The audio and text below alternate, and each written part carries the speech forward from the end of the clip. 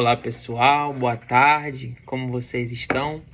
Vamos agora para o nosso último capítulo, o nosso último estudo do livro Reconciliados em Cristo, do apóstolo Gustavo Lara. O tema desse nosso último capítulo é o capítulo 13, a imprescindível revelação de Cristo.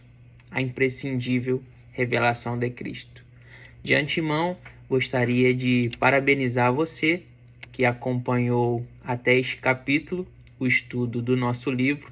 Para mim foi um privilégio muito grande poder compartilhar aquilo que este livro ensina de tão precioso. Se edifiquei a sua vida, glorifico a Deus por isso, e também edifiquei muito a minha vida, pois quando nós seguimos sendo absorvidos por cada ensinamento, nós transformamos cada um deles em um pedacinho do nosso estilo de vida. E eu separei alguns pontos para falar sobre, e o ponto número 1 eu quero chamar de revelar a Cristo. Ponto número 1, revelar a Cristo. Aqui o apóstolo Gustavo ele começa salientando Gálatas capítulo 1, verso 15 ao 16. E é um trecho muito interessante da carta do apóstolo Paulo aos Gálatas, e ele diz assim: mas quando aprouve a Deus, que me separou desde o ventre de minha mãe, me chamou pela sua graça revelar seu Filho em mim, para que eu pregasse entre os gentios, não consultei a carne nem o sangue. É interessante nesse trecho que o apóstolo Paulo fala que aprouve a Deus revelar o seu Filho através dele. E essa é uma tônica muito importante para as nossas vidas, porque está alinhada ao desejo de Deus, que é que todos sejam salvos e cheguem ao pleno conhecimento da verdade. Quando nós revelamos a Cristo através das nossas vidas, isso se torna um fato de transformação para outros, porque as pessoas não são transformadas por aquilo que elas ouvem, mas elas são transformadas por tudo aquilo que elas veem. E a revelação de Cristo através da nossa vida, através do nosso testemunho, é a percepção excelente que inicia a transformação em nós e nos outros. Uma transformação que não é de fora para dentro, mas uma transformação de dentro para fora. E aqui ainda nessa página, o apóstolo Gustavo usa o exemplo da revelação que Pedro teve, quando Jesus pergunta para ele: e tu, Pedro, quem dizes que eu sou? E ele diz: tu és o Cristo, o Filho do Deus vivo. Pedro tem uma revelação clara de quem Jesus era naquele momento, quem ele portava, que era a vida de Cristo.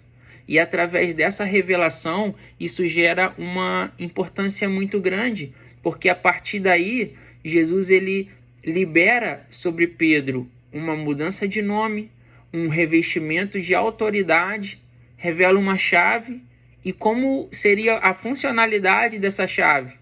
Quando ele diz: e tu és Pedro, Jesus diz a ele sobre uma nova identidade: e te darei uma chave, e aquilo que for ligado no céu será ligado na terra, que for ligado na terra será ligado no céu. Então Jesus ele não só entrega essa percepção de uma nova autoridade, que é a vida dele do lado de dentro, após a cruz, mas também como funcionaria essa autoridade mais à frente. Nós vamos ver um pouquinho sobre o que revelaria esse revestimento de autoridade. Mas aqui nessa página eu quero falar sobre o que o apóstolo aborda sobre a importância de nós estarmos esperando coisas do lado de fora. Quando não entendemos essa revelação clara da vida de Cristo, o poder que em nós opera, nós ficaremos refém de promessas, refém de coisas que estão por vir. E como falamos em alguns estudos anteriores, ficamos também refém devido à educação que temos com os louvores que equivocam, que retardam o avanço do evangelho em nós. Como, por exemplo, o melhor de Deus ainda está por vir. O melhor de Deus não está por vir, o melhor de Deus já veio, que é Cristo.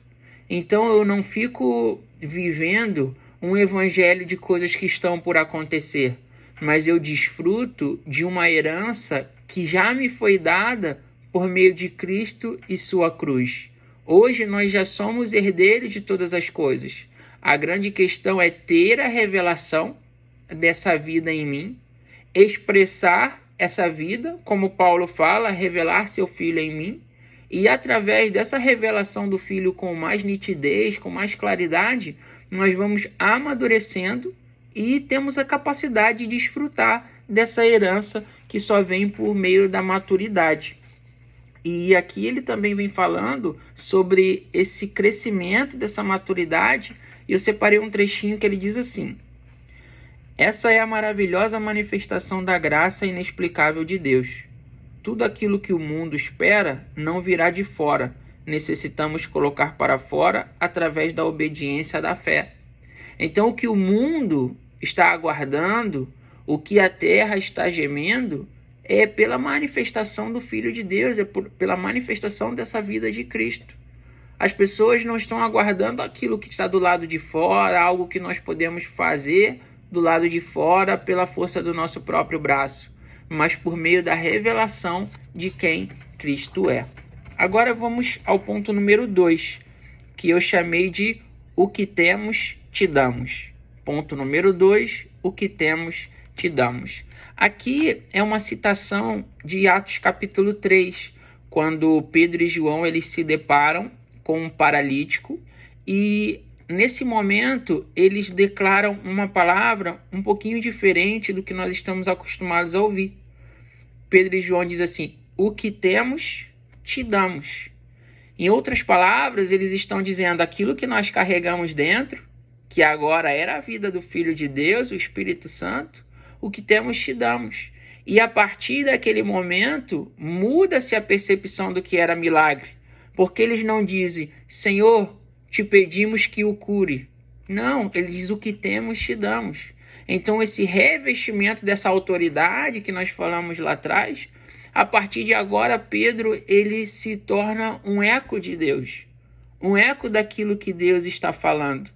E quando eu começo a entender a vontade que nasce no coração de Deus, eu mudo a minha percepção, porque agora eu sei que eu carrego uma autoridade do lado de dentro. E isso não é soberba, isso é estar conectado a uma voz que somente por meio de ouvidos sensíveis e maduros nós conseguimos trazer à existência aquilo que o Senhor já fez.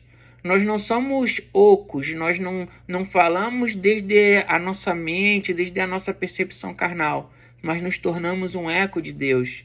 Não somos fonte de boas ideias, nos tornamos um eco de Deus. E aqui o trechinho que eu achei bem interessante, o apóstolo Gustavo diz assim: quando um filho de Deus abre a sua boca, está expressando a Cristo. Não tem a ver com o poder da declaração, tem a ver com o poder da expressão.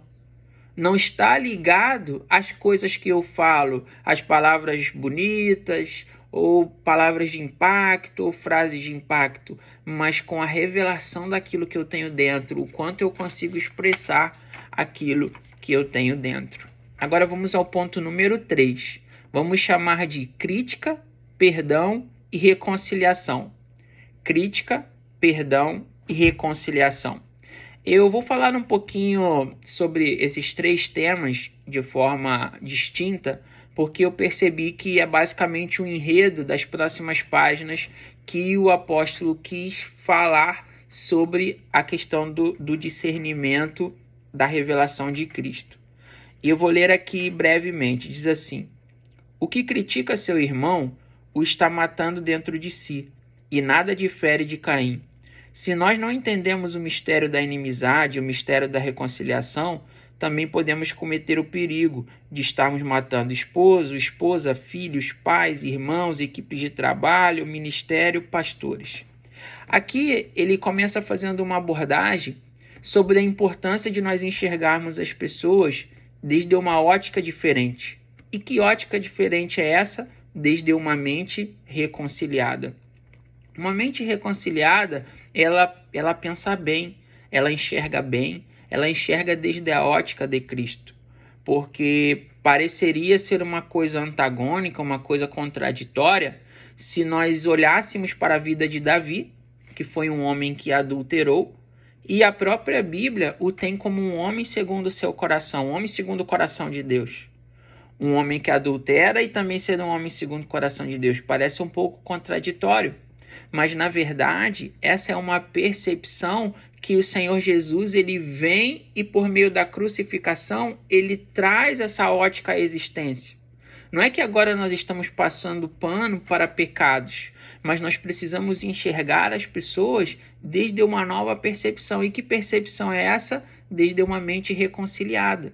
Uma mente em inimizade, ela vai enxergar tudo mal, ela vai enxergar as pessoas mal, ela irá julgar, mas julgar desde uma perspectiva danosa.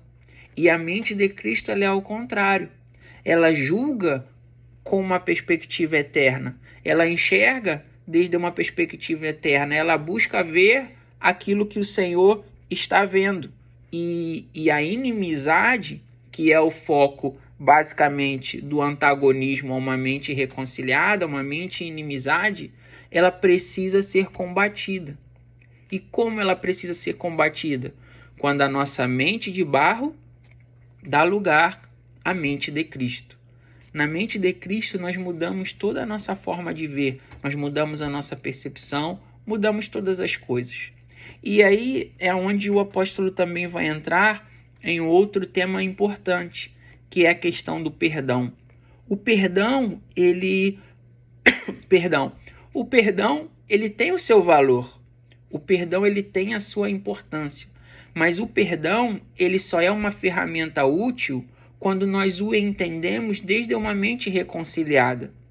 Porque, pelo menos eu, ouvi durante toda a minha vida que eu precisava perdoar e precisava liberar perdão porque haviam bênçãos retidas. E, de certa forma, uma mente corrupta ela vai encarar isso como uma barganha. Eu vou perdoar fulano ou ciclano para que as bênçãos na minha vida não sejam retidas.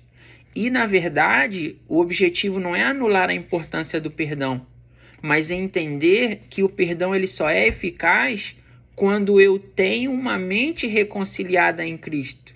Porque uma mente reconciliada, ela não pensa mal. Uma mente reconciliada, ela está conectada ao Senhor. Uma mente reconciliada, ela é a mente de Romanos 6,4, quando Paulo fala aos romanos que nós fomos sepultados com Cristo por meio do batismo. O que é um sepultado? Um sepultado é um morto. E eu aprendi, faço aqui uma menção ao apóstolo Juan Baristreri, sobre sermos inofendíveis. Um morto, ele não se ofende. Um morto, ele não está com esses sentimentos de ofensa, de dor, de querer uma justiça. Ele não está aflorado nesse sentimento porque ele simplesmente está morto. Então a mente de Cristo, ela nos permite estar reconciliadas no Senhor e não ser absorvidos por esse sentimento. Então o perdão, ele basicamente será uma ferramenta, uma ponte de acesso à absorção dessa mente que portamos, que é a mente reconciliada. E também, nós já vimos sobre esse tema, mas eu acho muito importante reforçar sobre a diferença da reconciliação horizontal e a vertical. A reconciliação horizontal é aquela entre homens, é aquela reconciliação de mim para meu irmão. E é como falamos do perdão, essa reconciliação ela é uma ferramenta. Mas se ela não vem desde uma mente reconciliada, ela vai ser uma dipirona para quem está com uma pneumonia. Vai cessar a febre ali por 2, 3 ou 4 horas, mas depois tudo volta, porque não é a eficácia, não é o remédio adequado. Então, a mente reconciliada ela tem esse papel, que é a reconciliação vertical. Porque se eu estou reconciliado em Cristo, automaticamente eu estou reconciliado com o homem. E isso é fundamental para esse entendimento. E agora vou falar um pouquinho sobre caminho à maturidade. Deixa eu só dar uma olhada aqui. Acho que não, nós falamos tudo. Falamos sim, perfeito. Então vamos agora ao ponto número 4, caminho à maturidade. Ponto número 4, caminho à maturidade. Eu quero começar lendo aqui Efésios capítulo 2, verso 16, que diz assim: E, mediante a cruz, reconciliar com Deus a ambos em um só corpo, matando nela as inimizades. Mediante a cruz, reconciliar com Deus a ambos em um só corpo, matando nela as inimizades. Então aqui é um versículo que resume um pouco da narração desse nosso vídeo, falando sobre a reconciliação e o combater a essa mente em inimizade, e ele vem trazendo uma pergunta, que é esta: qual foi a razão pela qual Cristo foi à cruz? Qual foi a razão pela qual Cristo foi à cruz? E a resposta é: para matar em seu corpo as inimizades. A crucificação teve o objetivo de que, entre eles, que Cristo retivesse em si toda a inimizade e nos desse a partir de agora uma nova vida. Não uma nova vida de mudança de hábitos, mas uma vida irrepreensível, uma vida de uma natureza transformada. E essa natureza transformada, ela vem com ela, como falamos, o caminho à maturidade, com uma nova maturidade, com um crescimento contínuo de maturidade. E esse crescimento, ele vem com entendimentos. E o que eu salientei aqui é: já fomos abençoados com toda sorte de bênçãos. Um dos conhecimentos que a maturidade traz é este, porque em algumas ocasiões somos levados a falsos entendimentos ou entendimentos entenebrecidos, que são aqueles entendimentos que já se passaram, como: faremos uma campanha de tantos dias para receber a minha bênção, tantas quartas-feiras para receber o meu milagre. Os milagres, as bênçãos, já foram liberadas, já estão liberados nas regiões celestiais. A grande questão é conseguir amadurecer para desfrutar daquilo que já é nosso por herança. Imagina que você tenha um filho, e eu uso esse exemplo e é muito comum, um exemplo comum nos nossos estudos, que ele tenha 8 anos e você dê um carro de presente para ele. Supostamente, essa criança será dona deste carro, mas ele não poderá usar o carro. E por que não poderá usar? Porque ele não tem maturidade para tirar uma habilitação, para dirigir um automóvel. E se ainda assim, com 8 anos, ele quiser dirigir, a probabilidade dele morrer é muito grande, porque ele não tem maturidade para administrar aquele presente, ainda que seja dele. Então, com as bênçãos do Senhor, não são diferentes. Nós já conquistamos essas bênçãos, já foi conquistadas a nós, já foi dada a nós. A questão é amadurecer. E a maturidade, ela é um processo difícil, ela é um processo que leva tempo, mas é um processo que tem sim a sua valia, porque é nele que nós passamos a conhecer e desfrutar de uma plenitude que somente essa vida pode preencher. E não teremos mais que buscar subterfúgios para preencher essa lacuna, porque em Cristo nós somos abençoados, em Cristo nós somos muito mais do que vencedores. E aqui ele vem falando em Gálatas, ainda no capítulo 5, como lemos anteriormente, diz assim: os que são de Cristo crucificaram a carne com suas paixões e desejos. Estar em Cristo, estar com essa mente reconciliada, automaticamente nós crucificamos todas essas coisas que verdadeiramente não nos levam a nada, que desagradam ao Senhor. Seria estranho dizer: Senhor, minha vida está no teu controle, minha vida está no teu governo, e em contrapartida, eu querer viver a minha maneira. Não faz muito sentido, porque se eu entrego a minha vida ao controle do Senhor, não tem sentido querer viver da minha maneira, a minha forma, fazendo o que eu quero, porque no Senhor que nós encontramos sim a plenitude de desfrutar de uma vida superior. E aqui em Romanos capítulo 8, também vem falando que os desígnios da carne são inimizades contra Deus. Os que estão na carne não podem agradar a Deus.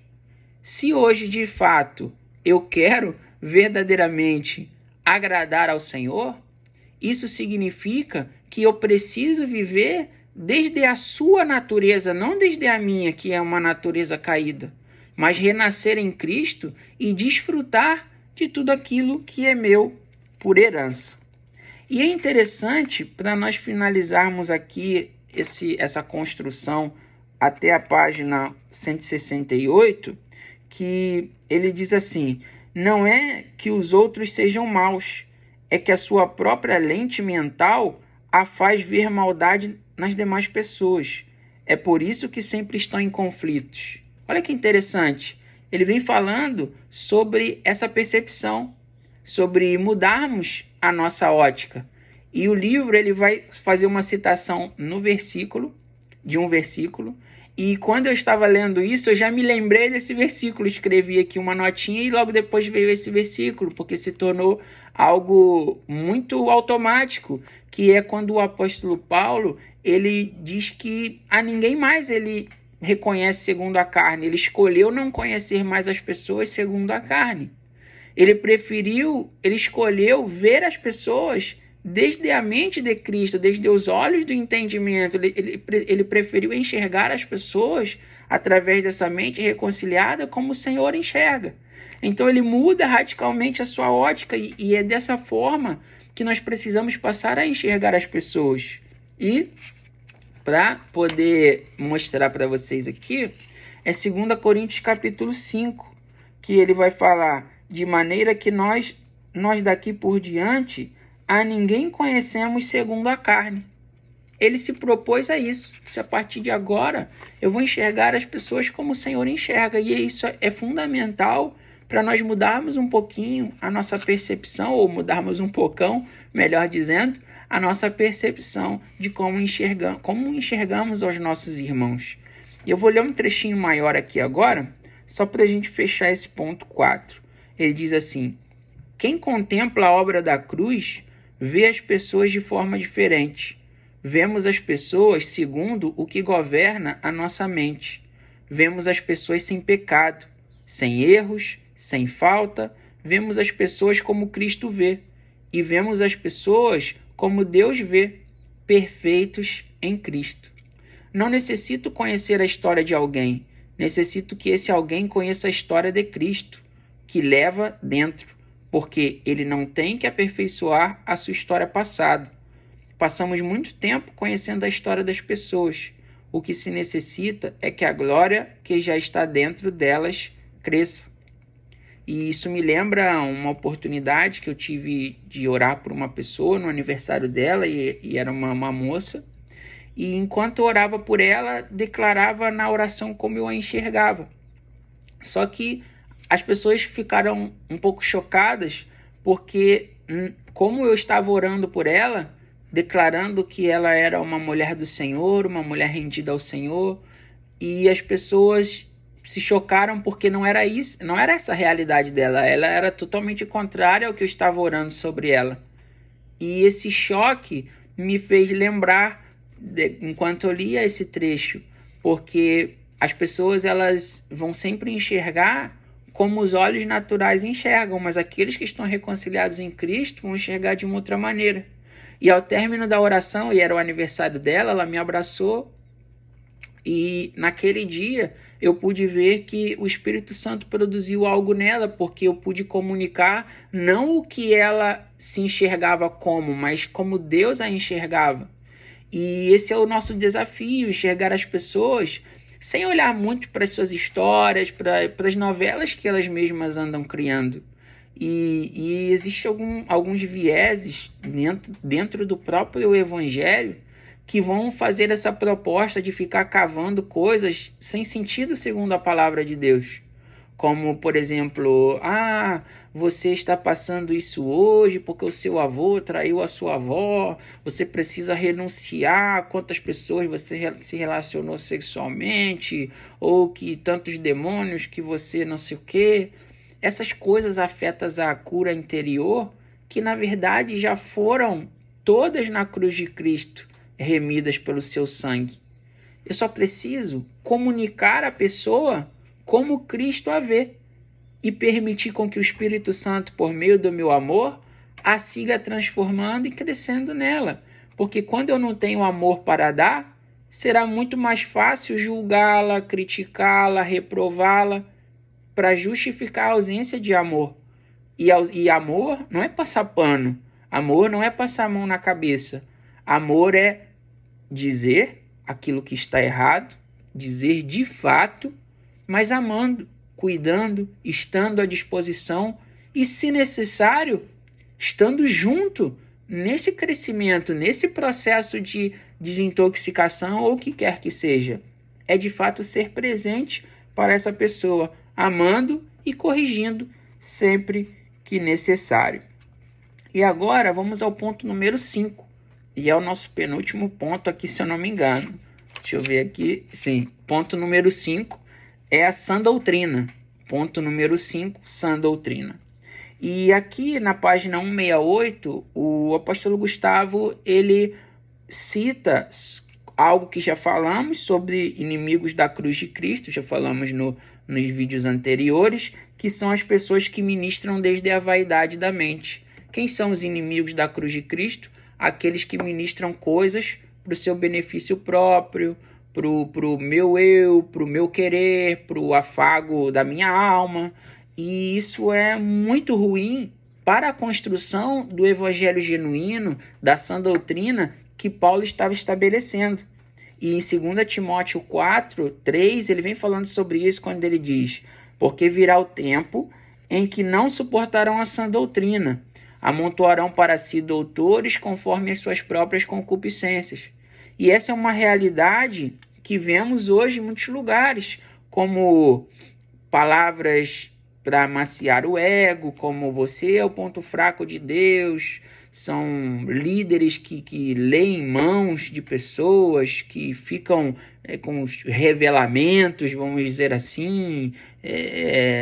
Enfim, as campanhas que a nada agregam, são coisas que as pessoas têm o seu ego amaciado, pregações, palavras e construções que as pessoas se sentem ali, a sua alma abraçada, e na verdade foge dessa sã doutrina, foge daquilo que a palavra realmente produz, que a palavra produz perdas, a palavra produz renúncia, a palavra genuína, ela produz sacrifícios, mas não sacrifícios externos, mas sacrifícios daquilo que está no meu interior, que não nasceu em Cristo. Então, toda essa construção, a sã doutrina, ela é fundamental para que nós conheçamos o Evangelho. E aqui ele diz assim: os que têm a mente vaidosa se identificam com este tipo de mensagem. Quem são os que compram essas mensagens e são muitos? Pessoas em que a vaidade da sua mente a está governando. Pessoas que ainda não entenderam a importância da absorção pela mente de Cristo. E aqui, na 169, para fechar essa página, eu achei muito interessante um trecho que diz assim: humilde é a forma que eu tenho como estilo de vida, para ouvir o Senhor em meu coração e responder a sua voz. O que ele está dizendo? Que nós vamos já um spoiler para a próxima página. O estilo de vida, ele é fundamental para que nós possamos pregar a Cristo.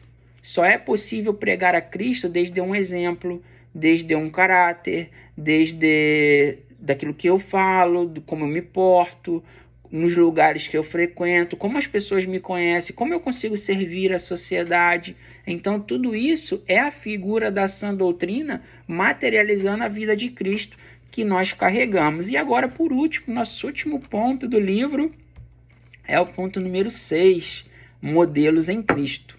Ponto número 6, modelos em Cristo. E aqui ele faz uma citação de 2 Coríntios 5, e eu vou ler apenas um pedacinho que diz assim: como se Deus exortasse por nosso intermédio. Paulo tem que falar de si mesmo como um modelo visível do Cristo invisível que está em sua vida. Qual é a tônica aqui de 2 Coríntios 5? Paulo vem falando que nós somos embaixadores por Cristo. E o que seria um embaixador? O embaixador é aquele que é enviado para um local para representar o governo que lhe envia. Paulo está dizendo que nós somos embaixadores por Cristo, que nós fomos enviados por Cristo. Nós fomos enviados para representar o governo ao qual nós fomos enviados. Porque nós não somos seres terrenos vivendo uma experiência celestial. Nós somos seres celestiais vivendo uma experiência terrena que é completamente diferente. E essa percepção que Paulo apresenta é justamente para construir que nós precisamos ser esses modelos celestiais que o mundo precisa. Somente através de sermos esses modelos que as pessoas serão transformadas. E Paulo, ele tem um senso de responsabilidade tão grande, o apóstolo Paulo, que ele fala: sede meus imitadores como eu sou de Cristo. Ele está dizendo: pode me imitar. Imitem o meu exemplo, o meu proceder, o meu modo de ser. E isso não era uma arrogância, isso não era uma vaidade. Isso era um senso de responsabilidade de alguém que está em Cristo e que modela uma geração, que modela uma igreja, modela um povo, modela uma casa. E esse senso de responsabilidade, esse senso de pertencimento em Cristo é fundamental para que nós possamos construir uma vida sólida, não só para a nossa casa, mas para aqueles que estão no nosso entorno. Paulo, ele se via como uma referência e o seu desejo era que essa referência se externasse a todos os demais, a todas as igrejas que ele cuidava como um apóstolo. E aí eu vou ler agora os últimos trechinhos aqui que eu achei interessante, que diz assim: quando conhecemos o original, podemos distinguir a cópia facilmente. Como as pessoas descobrirão onde está o que é Cristo e o que não é? Sei quem é Cristo, porque há pessoas ao meu redor que mostram claramente e dessa maneira. As pessoas geralmente se confundem na ausência de modelos. Isso aqui me chamou muito a atenção. As pessoas geralmente se confundem pela ausência de modelos. E quem são esses modelos que a sociedade precisa, esses modelos de Cristo? Você e eu, que hoje estamos aqui, nesses vídeos, nesse vídeo, construindo algo sólido, construindo algo dentro da palavra, algo alinhado àquilo que a palavra está expondo.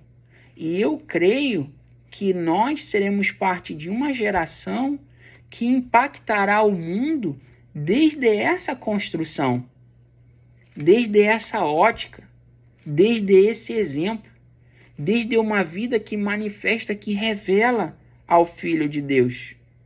E assim as pessoas conseguirão discernir em nós essa vida de Cristo, esse desenho, através do quê?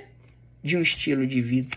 E a nossa última página do nosso livro termina com a citação de 2 Pedro 3, do 14 ao 18. E eu vou ler apenas aqui alguns trechinhos para nós encerrarmos. Por essa razão, pois, amados, esperando estas coisas, empenhai-vos por serdes achados por ele em paz, sem mácula e irrepreensíveis.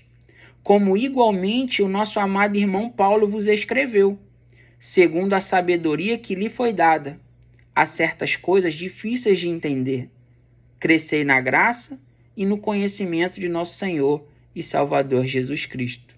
Então aqui, com esse capítulo, quero encerrar com 3 pequenos ensinamentos. O primeiro, quando Pedro chama a atenção de sermos irrepreensíveis. É muito importante ter uma vida em Cristo, pois essa vida, ela torna a palavra irrepreensível um estilo de vida, ao qual nós somos governados pelo Senhor em todas as áreas. E através desse governo nós conseguimos manifestar a sua glória em todos os ambientes em que nós estamos. O segundo ponto é quando ele fala: como igualmente o nosso amado irmão Paulo vos escreveu, segundo a sabedoria que lhe foi dada. A sabedoria de Paulo não foi adquirida, ela foi dada, um presente do Senhor ao apóstolo Paulo.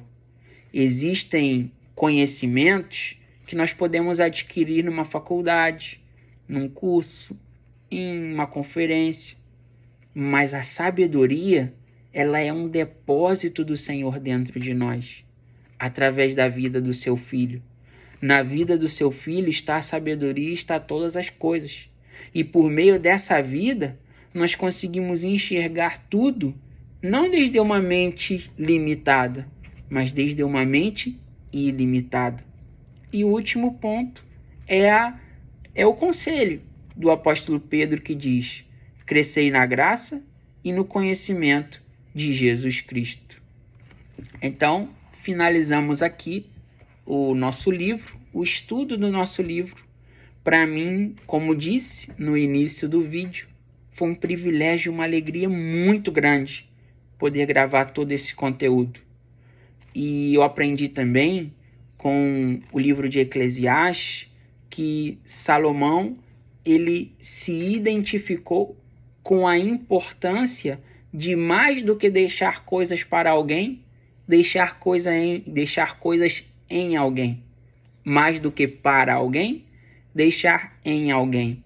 E eu espero poder ter deixado coisas em você por meio da vida de Cristo. E te aconselho, como essa última frase que nós falamos, da carta do apóstolo Pedro, que você e eu continuemos crescendo em graça e no conhecimento de nosso Senhor e Salvador Jesus Cristo. Espero que o Senhor me dê a oportunidade de gravar outros vídeos, outros livros, e para você que assistiu, que você desfrute das bênçãos poderosas do Senhor Jesus Cristo, já conquistadas para mim e para você nas regiões celestiais.